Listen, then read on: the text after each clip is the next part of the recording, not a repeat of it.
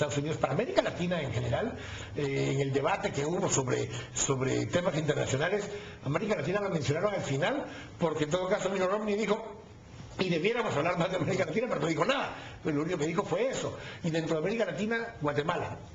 ¿Cuál es la situación para Guatemala? Bueno, Romney sí había propuesto más tratados de libre comercio para América Latina, eso es lo que quiso decir en el debate. Y lo cierto es que Obama en 4 años no ha propuesto ni uno. Sí, ese es uno. Las deportaciones lamentablemente van a seguir. Sí, y no importa que si hubiera ganado Romney también hubieran seguido. Es una política de Estado. No, bueno, es que el incremento sobre la tasa de deportaciones bajo Bush es sustancial. Y ahora las demandas laborales. Económica.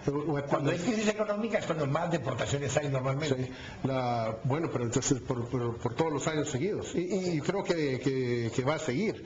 Ahora las demandas laborales del gobierno de Estados Unidos contra Guatemala en violación de los tratados de libre comercio. Eso es Obama respondiendo a los intereses de los sindicatos en los Estados Unidos. Entonces, disculpa que te interrumpa, porque creo que ese es uno de los grandes mitos que hay sobre la política de los demócratas respecto a los latinos, y se nos olvida que la otra gran base, o mejor dicho, la gran base de apoyo del Partido Demócrata son los sindicatos. Los latinos inmigrantes llegan a competir por los puestos de trabajo del trabajador sindicalizado. Entonces, y no se sindicaliza. Hay un conflicto de interés al interno del Partido Demócrata en favor de la reforma migratoria. Entonces, ¿qué es lo que pasa? Nico ahorita lo estaba explicando muy bien. Hasta el día de hoy, los sindicatos han tenido mayor capacidad para trasladar sus demandas por toda la estructura política del Partido Demócrata. En ese contexto, yo creo que es todavía más irreal hablar de una reforma migratoria, porque los sindicatos van a estar en contra de esa reforma. Y por lo menos por 2 años tiene una excusa perfecta.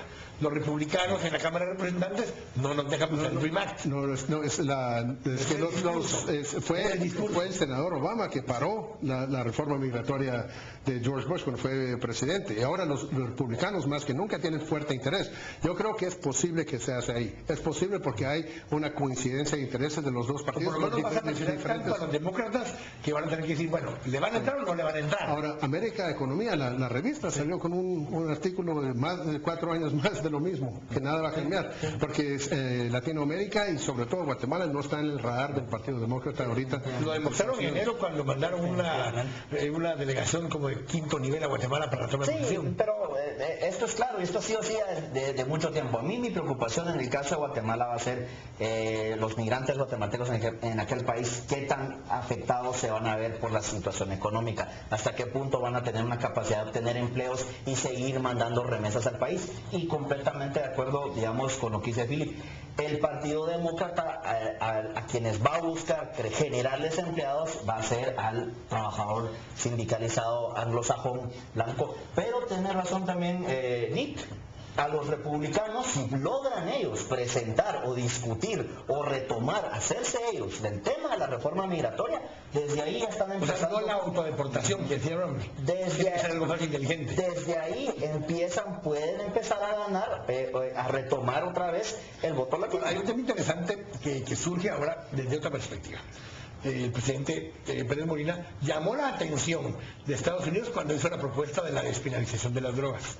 Genérico, sin una propuesta muy concreta en particular y demás, pero en esta elección además hubo 2 estados, bueno, realmente 3, pero cosas diferentes. Massachusetts lo aprobó para usos medicinales, como ya no tenía Colorado y como ya no tiene California y como ya no tenía Washington.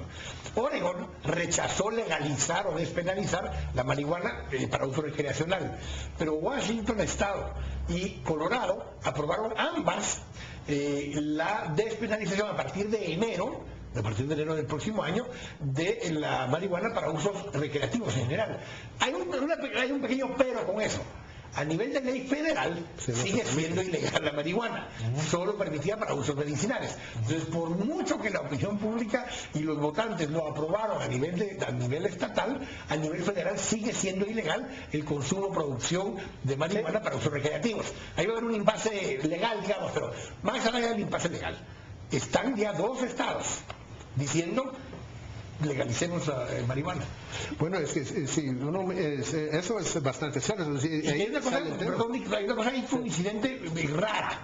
Lo apoyan los demócratas más liberales y lo apoyan los republicanos libertarios. Sí, se juntan los extremos a apoyarlo. Si estás usando la palabra liberal en el sentido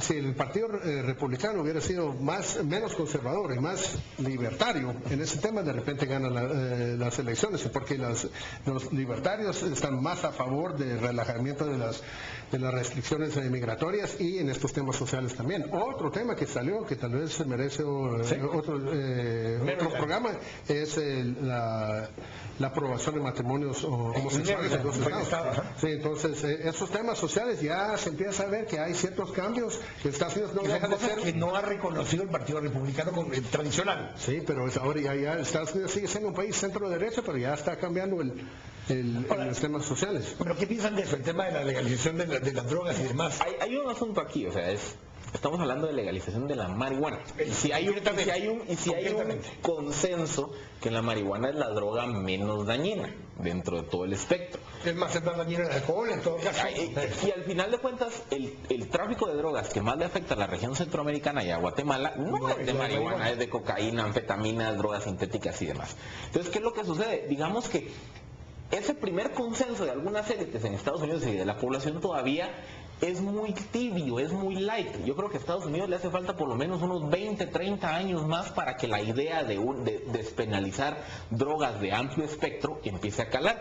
Y aquí a mí me gusta recordar un poco un caso muy paradigmático, y es que a mediados de los años 70, Tuvalu, que es una isla del centro del Pacífico, quería promover ante la Asamblea de Naciones Unidas que se le pusiera atención al tema del calentamiento global, porque obviamente ellos, estando en el Océano Pacífico, se viralizarían.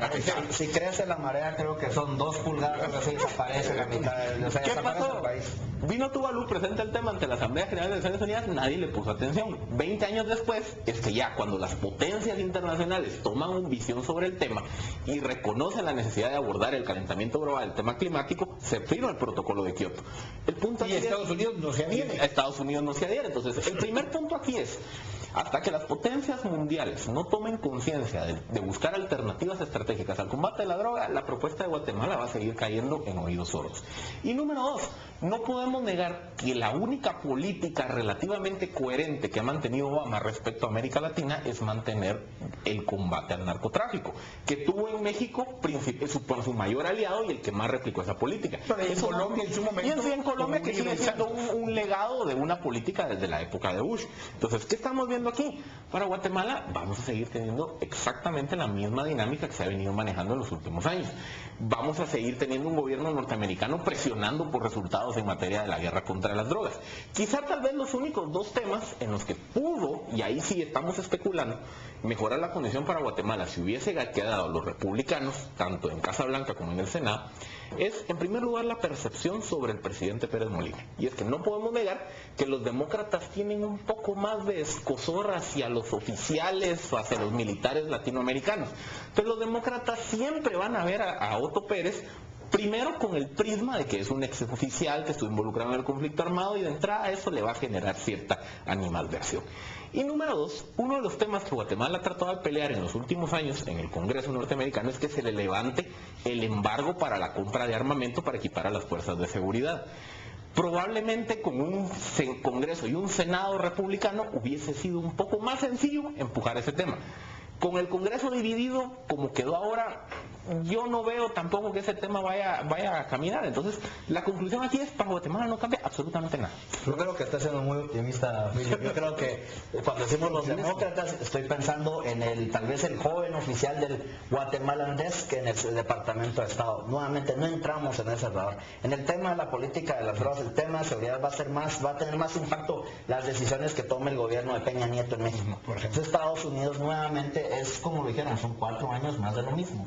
Vamos a seguir viendo deportaciones, vamos a seguir viendo, digamos, estos mates, por decirlo así, de cooperación, que la Operación Martillo aquí y allá, pero una presión por que nosotros saquemos resultados sin mayor apoyo en este sentido de parte de los Estados Unidos.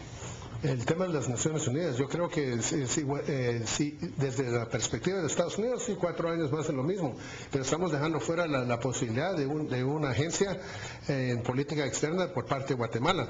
Guatemala, quieran o no, presidente ex militar o no, es buen cooperante internacional, manda sus soldados a las fuerzas de paz internacionalmente y esas fuerzas de paz se van a necesitar o en Mali o en Siria prontamente y Guatemala va a tener algo que Pero decir ese al ya es un respecto. tema de política exterior de Guatemala. Sí, yo sé. O sea, ya es algo que no podemos esperar a ver qué nos dice Estados Unidos. Nosotros tenemos que aprovechar esta oportunidad que tenemos en el Consejo de Seguridad. Yo sí creo que solo hay un tema en el que va a variar un poco y venía variando ya con Barack Obama y va a continuar variando en esa línea. Vamos a ver un menor respaldo de la justicia transicional de parte del gobierno de Estados Unidos y de las oficinas de apoyo acá en Guatemala en ese tema, y eso baja tensiones un poco con el tema de los militares y exmilitares aquí en Guatemala, y creo que sí es una de las líneas que se va a ver de cambio, no porque haya cambiado el presidente, ya venía esa transición un poco de alejar el mismo Estados Unidos de estar apoyando la política de justicia transicional. Sí, creo que eso va a ser un tema importante, pero les agradezco muchísimo que nos hayan acompañado hoy para este análisis. En enero escucharemos el segundo discurso del primer presidente afroamericano reelecto en los Estados Unidos. Y una cosa curiosa que había, tú mencionaste un poco la religión de Romney en su momento. Era la primera vez que los dos tickets principales llevaban vicepresidentes católicos, porque los dos eran católicos. Y la primera vez que uno de los tickets completos de uno de los partidos no llevaba ningún evangélico, ningún protestante. Es un ícono en el cambio, esa transición demográfica que está sucediendo en Estados Unidos. Así que gracias a los tres por habernos acompañado. Muchas gracias. Gracias a ustedes también por habernos acompañado y nos vemos el próximo domingo acá en Este Oeste.